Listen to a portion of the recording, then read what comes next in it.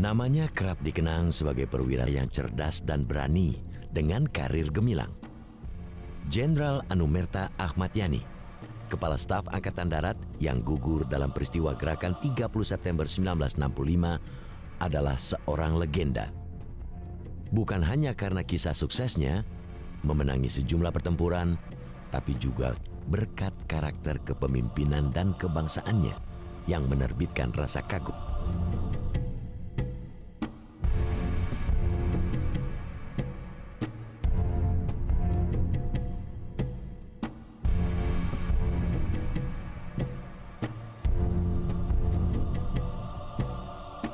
Bakat dan karakter kepemimpinan Jenderal Ahmad Yani telah terlihat sejak dirinya masih belia. Saat anak-anak, Yani yang gemar bermain perang-perangan sudah menunjukkan bakat kepemimpinannya dengan selalu menjadi pemimpin bagi teman-teman bermainnya.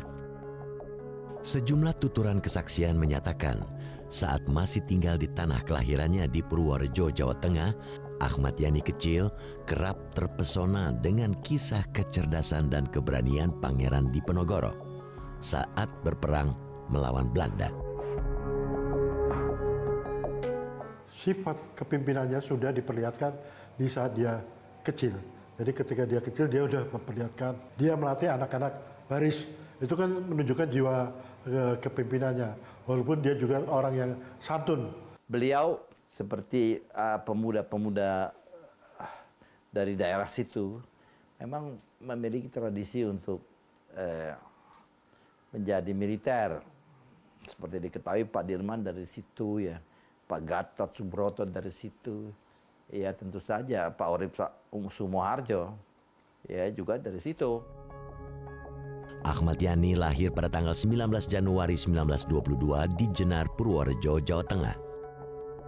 Ayah Yani, Wongso Rejo, adalah seorang sopir yang bekerja di sebuah pabrik gula untuk pengusaha Belanda. Pada tahun 1927, Yani dan keluarganya pindah ke Batavia mengikuti sang ayah yang bekerja pada seorang perwira militer Belanda. Yani kecil menyelesaikan pendidikan dasarnya di HIS Bogor pada tahun 1935. Ia kemudian melanjutkan pendidikan menengah pertamanya di Mulo Bogor. Bersamaan dengan pecahnya Perang Dunia Kedua di Eropa pada tahun 1940, Ahmad Yani meninggalkan pendidikan menengah atas atau AMS-nya di Batavia karena harus menjalani wajib militer. Saat itu, Yani memilih belajar topografi militer di Malang. Bahwa Pak Yani itu di zaman Belanda ya, zaman Belanda, penjajahan Belanda itu sekolah di AMS, ya, AMS di Jakarta, Batavia dulu, Army Military School, AMS itu kalau sekarang SMA gitu ya, dan waktu itu dan kebetulan satu kelas dengan kemudian ipar saya, jadi saya juga tahu bahwa kemudian saya tanya pada ipar saya bagaimana itu Yani waktu mudanya. Jadi dia memang orang yang spontan.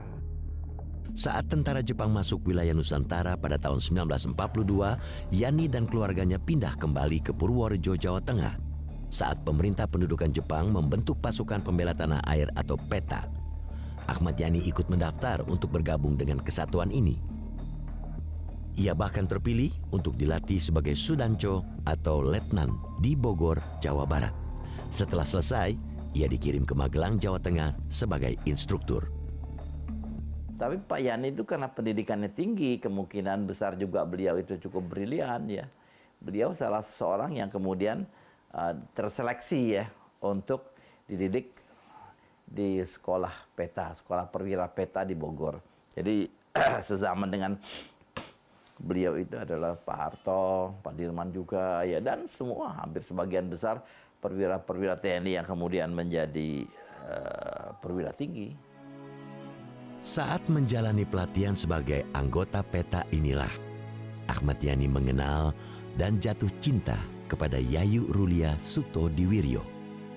Meski kala itu ada peraturan ketat bahwa Sudanco belum boleh menikah dalam jangka waktu tertentu, Yani memilih nekat menikah diam-diam dengan Yayu pada tanggal 5 Desember 1944. Waktu masa senggang itu, dia belajar mengetik ya. Guru ngetiknya adalah ibu saya, ibu kami guru ngetiknya. Jadi bapak seneng lah sama ibu itu. Akhirnya mereka nikah di Purworejo.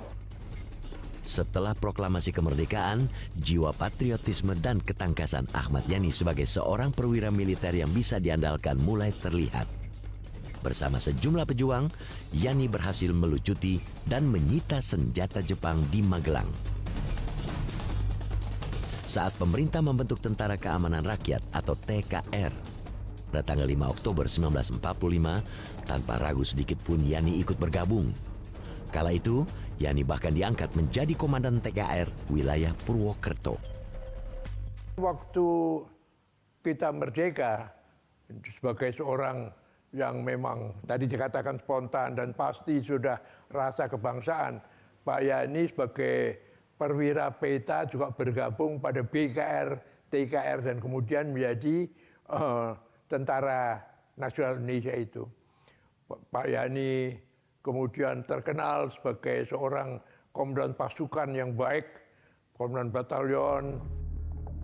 Saat terjadi agresi militer Belanda pertama, bakat kepemimpinan militer Ahmad Yani kian terlihat setelah pasukan yang dipimpinnya berhasil menghalau mundur pergerakan pasukan Belanda yang hendak menduduki wilayah Pingit, Ambarawa, Semarang. Atas kecakapannya ini, saat terjadi agresi militer Belanda kedua, Ahmad Yani dipercaya menjadi Komandan Weherkreis II dengan wilayah kepemimpinan mencakup daerah pertahanan Kedu. Pak Yani loyal kepada siapa? Ya loyal pada Nasution, ya loyal pada Soekarno.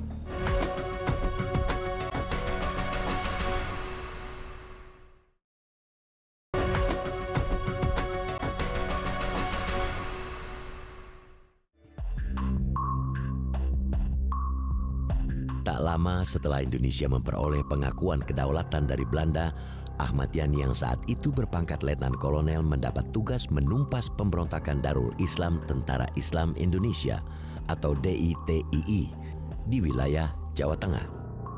Untuk mematahkan perlawanan pasukan DITII yang banyak diantaranya adalah mantan pejuang dan kombatan perang kemerdekaan, Ahmad Yani membentuk pasukan Banteng Raiders.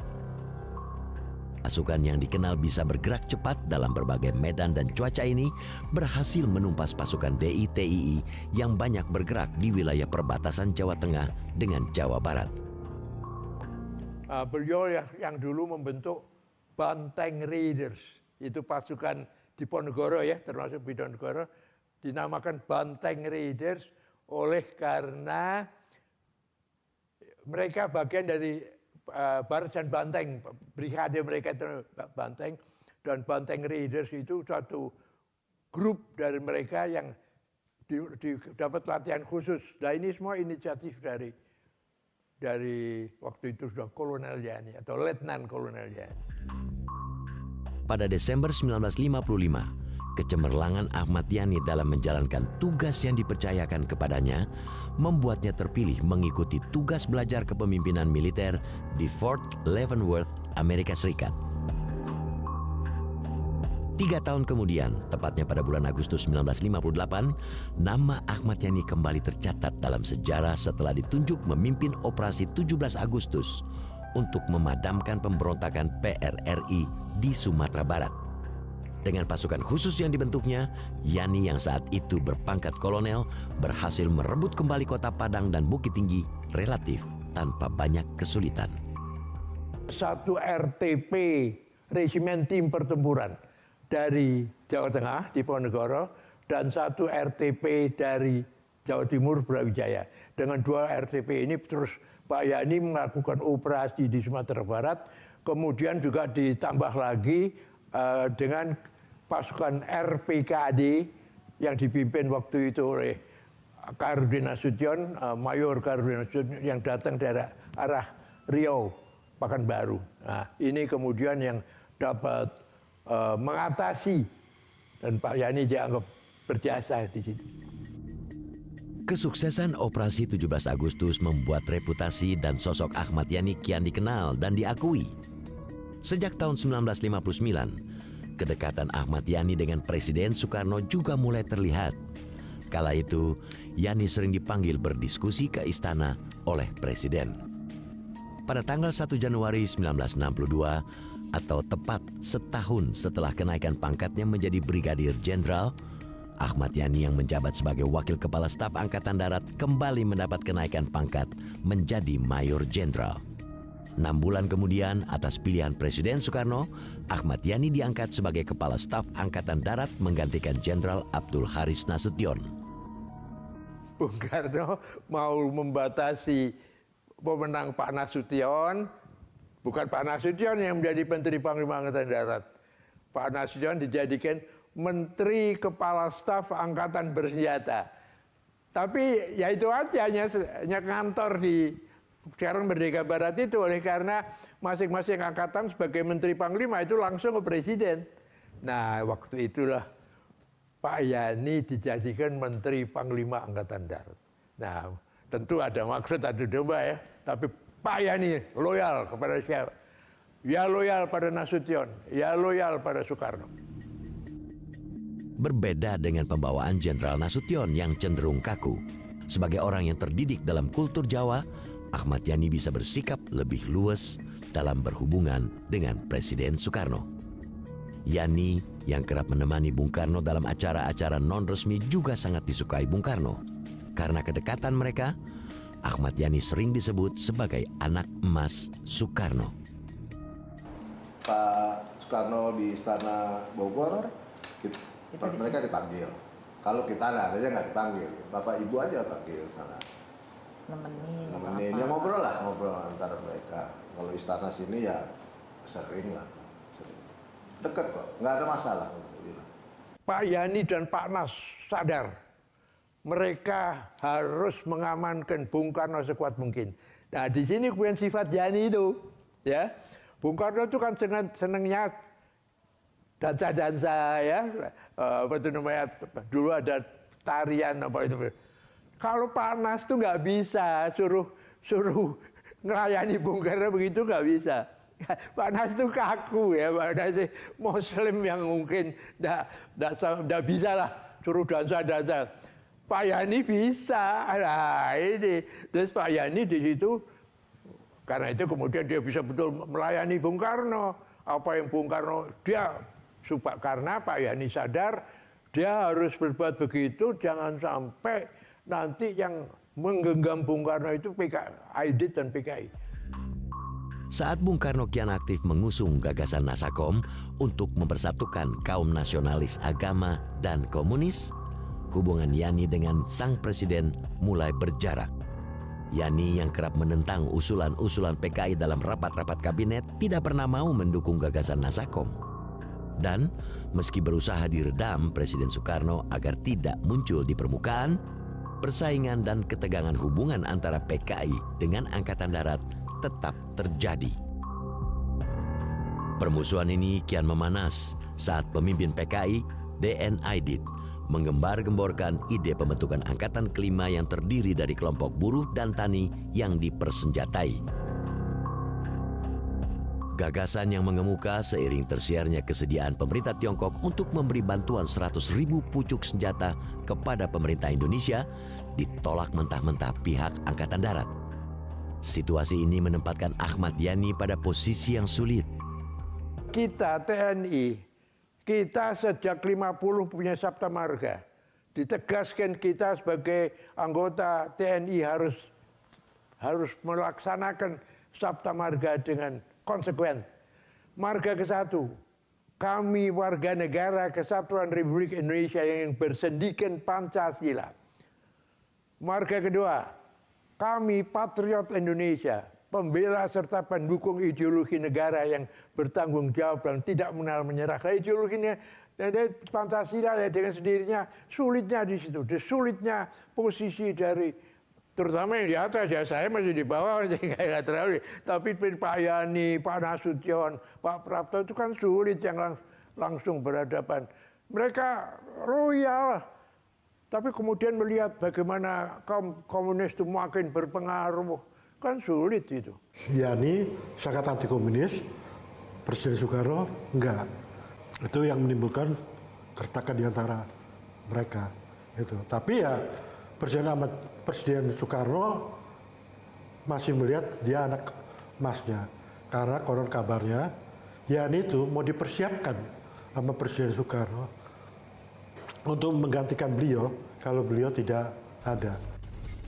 Pada tahun 1965, kegaduhan dan suhu politik di lingkungan pemerintahan kian memanas setelah Badan Intelijen saat itu BPI yang semula berada di bawah kendali Hankam diambil alih oleh Wakil Perdana Menteri Subandrio. Saat itu tersiar isu adanya sejumlah jenderal Angkatan Darat yang tidak taat kepada Bung Karno. Dari desas-desus ini, kemudian muncul isu Dewan Jenderal yang ikut memicu terjadinya rangkaian kekacauan dan turbulensi politik, yang bukan hanya merenggut nyawa Ahmad Yani dan sejumlah jenderal Angkatan Darat, tapi juga mengubah jalannya sejarah politik di Indonesia. Begitu bapak saya tutup pintu, ngadepnya ke ditembakkan dari belakang. Pakai senjatanya Thompson.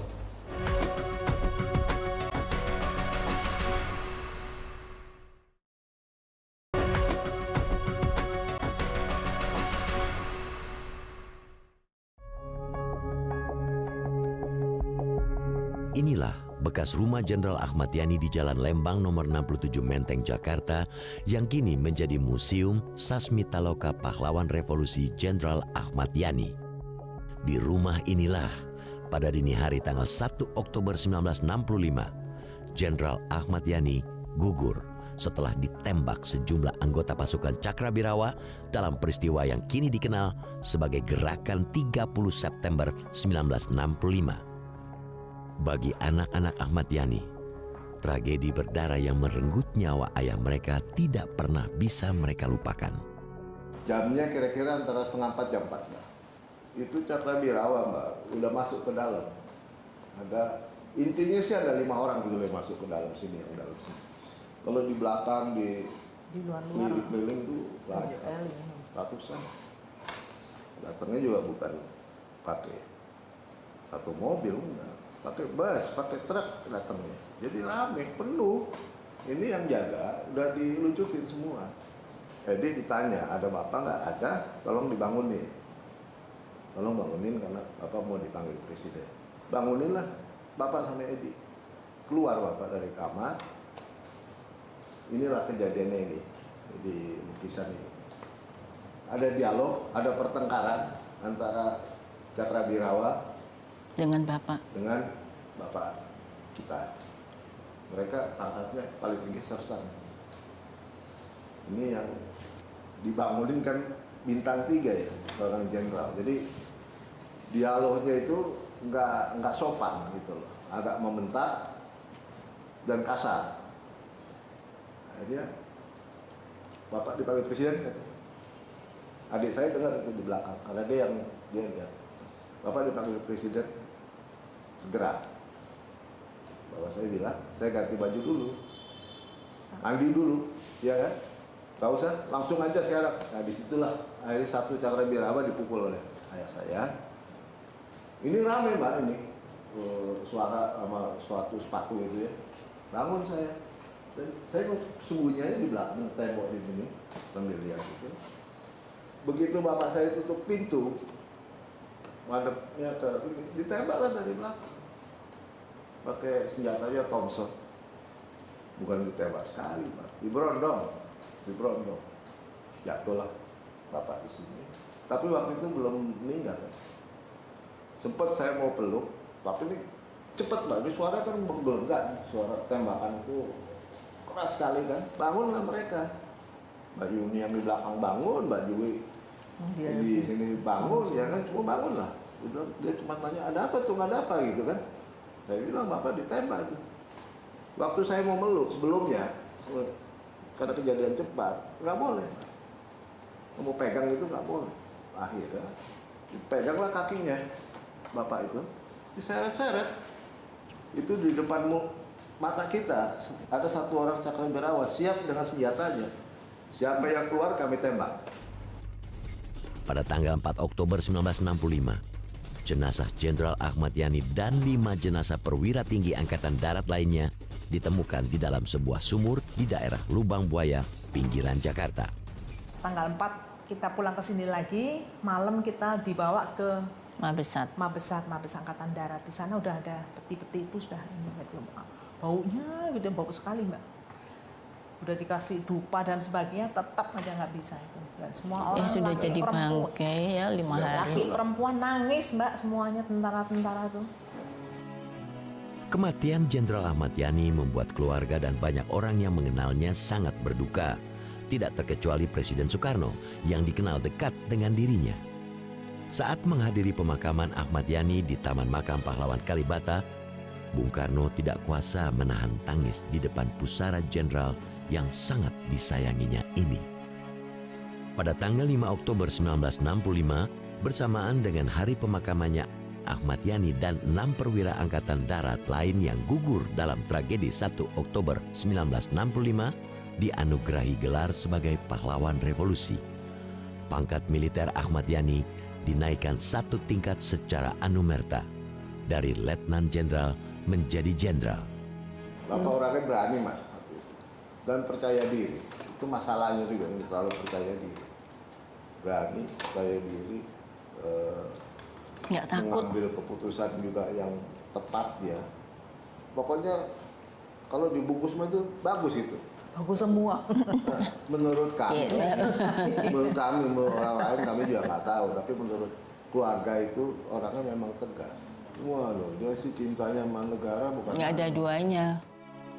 Sejarah mencatat, nama Jenderal Ahmad Yani tidak hanya tertulis tebal sebagai sosok perwira dengan keberanian, kecerdasan, dan karir militer gemilang, namun juga sebagai seorang pejuang yang meninggalkan banyak jejak teladan.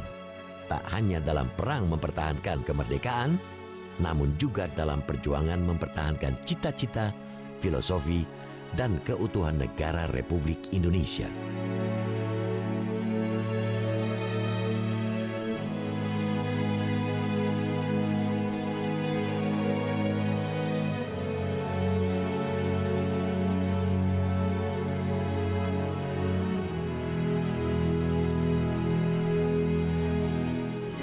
Metro TV, knowledge to elevate.